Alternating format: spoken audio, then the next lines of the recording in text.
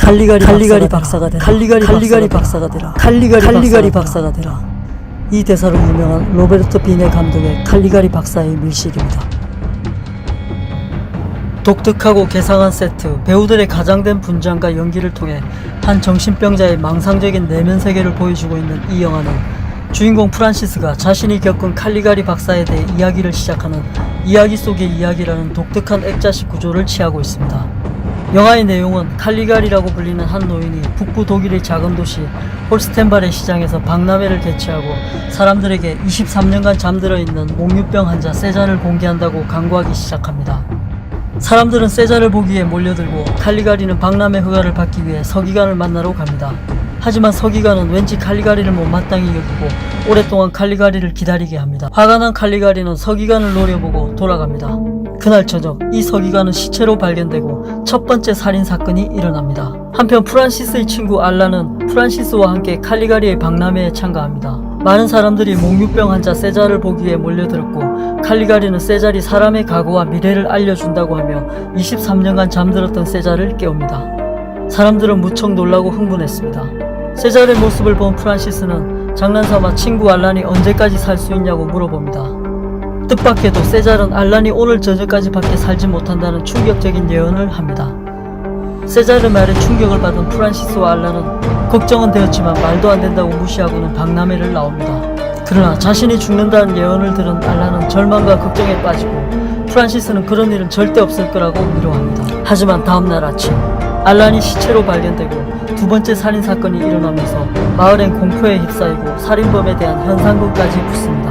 자신의 친구가 세자의 예언대로 죽음을 당하자 프란시스는 큰 충격을 받습니다.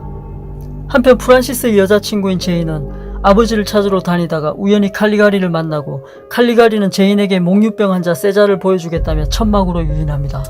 불안하면서도 호기심 많던 제인은 간 속에 잠든 세자를 신기한 듯 쳐다봅니다. 이때 세자리 갑자기 눈을 뜹니다. 제인은 세자를 보고는 기겁을 하고 밖으로 도망칩니다. 도망치는 제인을 보고 칼리가리는 미묘한 표정을 짓습니다. 한편 프란시스는 반복되는 연쇄살인 용의자로 마을에 새로 나타난 칼리가리를 의심하지만 별다른 증거를 찾지 못합니다. 다음날 밤 제인이 잠들어 있을 때 세자리 제인을 죽이려고 나타납니다. 하지만 세자는 마음을 바꿔 제인을 죽이지 않고 납치해 도망치다가 제인을 두고 사라집니다. 제인의 소식을 들은 프란시스는 더 이상 망설이지 않고 연쇄살인의 배우로 칼리가리를 확신하고 그를 미행하기 시작합니다. 결국 프란시스는 칼리가리가 인간의 정신병원 원장이고 18세기 이탈리아에 존재했던 몽유병 연구가인 칼리가리 박사를 흉내내어 세자르에게 체면을 걸어 청부살인을 하고 있다는 것을 밝혀냅니다. 마침내 칼리가리는 체포되어 정신병원에 감금되고 영화는 끝이 나는 듯 합니다. 하지만 영화의 화면이 갑자기 바뀌며 정신병원 마당에 프란시스를 비롯한 모든 등장인물들이 좀비처럼 모여들고 감금된 줄 알았던 칼리가리와 똑같이 생긴 칼리가리가 다시 등장합니다. 경악한 프란시스가 그를 보고 연쇄살인범이라고 외치지만 프란시스는 병원 의사들에게 제압당하고 오히려 정신병자 취급을 받아 감금됩니다. 다시 등장한 정신병원 원장은 프란시스에게 자기를 칼리가리 박사로 여기는 망상에 빠져있다고 진단하고 최면술로 프란시스를 치료할 수 있다고 말하며 칼리가리와 똑같은 안경을 쓰고는 의미심장한 표정을 짓습니다.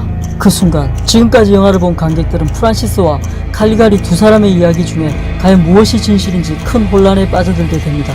이렇게 이 영화는 미묘한 방식으로 열린 결말을 취하며 모든 판단을 관객에게 맡깁니다. 영화의 각본을 쓴 카를 마이어와 한스 야노비츠는 이 영화를 실제 세계가 아닌 가상의 세계에서 벌어지는 이야기로 시작했고 감독인 로베르토 비네는 가능한 영화적 기법들을 자제하며 마치 한 편의 연극처럼 연출했습니다. 이 영화의 가장 유명한 장면은 반드시 칼리가리 박사가 되어야 한다는 글자들이 오버랩되며 점점 미쳐가는 칼리가리의 모습입니다. 로베르토 비네 감독이 이 하나의 장면을 극대화시키기 위해 다른 장면들을 아주 평범하게 연출했다는 생각이 들기도 합니다. 칼리가리 박사의 밀실은 표현주의 화가와 건축가가 참여해서 만들어낸 표현주의 영화의 시작이자 대표 영화로 모든 장면들의 초현실적이고 불안한 기운을 불어넣어 예술영화인 동시에 공포영화이기도 했습니다. 표현주의는 1910년에서 20년대까지 독일에서 발생했던 예술사조로 사물을 있는 그대로 재현하는 전통적인 예술 관습에서 벗어나 눈에 보이지 않는 정신적 세계를 주관적으로 표현하여 비현실적인 요소가 강하게 나타났습니다. 이 표현주의는 우리에게 잘 알려진 뭉크, 빈센트 반 고흐, 피카소 같은 화가의 작품에서 영향을 받았다고 할 수 있습니다. 이 영화에 처음 도입된 이미지와 주제, 인물 표현 등은 후에 토드 브라우닝의 드라큘라와 제임스 웨일의 프랑켄슈타인 같은 영화의 기본적인 토대를 제공했고 우리에게 친근한 마블이나 DC 코믹스의 히어로들에게 영향을 주었습니다. 특히 몸에 달라붙는 타이츠를 입은 세잘은 슈퍼맨이나 배트맨 같은 히어로들이 입은 타이츠의 시초라고도 볼 수 있을 것 같습니다. 독일 표현주의 영화에는 주로 몽유병자, 흡혈귀, 인조인간 같은 비현실적이고 낯선 존재들이 등장하는데 많은 영화학자들이 독일 표현주의 영화의 이런 특성을 당대의 독일 대중들의 심리 구조의 반영이라고 설명하고 있습니다.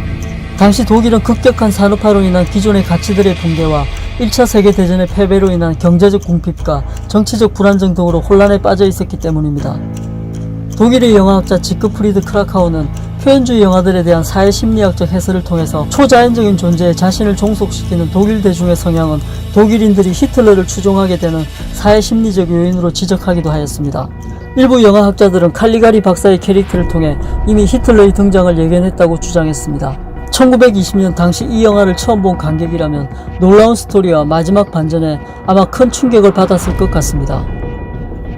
100년이 지났지만 영화 비평 사이트 로튼토마토 신선도 지수 100%를 받으며 다시 한번 명작의 클래스를 입증한 영화, 지금 봐도 빠져들 수밖에 없는 로베르토 비네 감독의 칼리가리 박사의 밀실이었습니다.